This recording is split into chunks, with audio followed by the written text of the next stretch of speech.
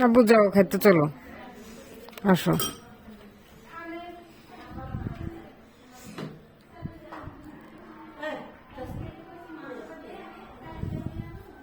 তুমি এটা করতে অনেক মজা পাও না?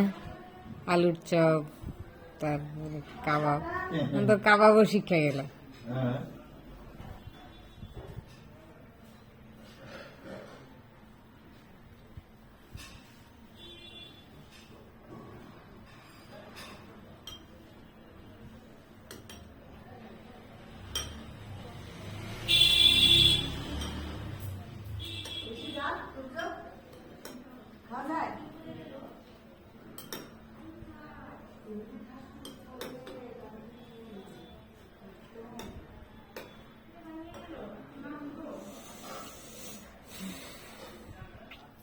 আজকে রাত 10টা বাজে ঘুমাই যাবো, বুঝছো?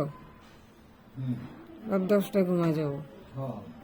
এখন যে খাবো, বাসা থেকে রওনা করব। রাস্তায় তো জ্যাম ট্যাম থাকে, তো জ্যামের জন্য হ্যাঁ 8টায়, 7টায় না 8টায় বাইরে হলেই হবে। বড় আন্টিরা তো কইতেছে 10টা, বড় আন্টি তো কইতেছে 10টায় বাইরে হলেই হয়। এখন 8টায় বেরোবো, 8টায়। তাহলে ঘুম থেকে 5টায় উঠবো। তো 5টায় উঠতে হলে রাত 10টায় আমাকে শুয়ে যেতে হবে যে কোনো ভাবে। তার আগে দিয়ে সব কাজ শেষ করে ফেলতে হবে অল্প টাইমের ভিতরে। হ্যাঁ, ইনশাল্লাহ।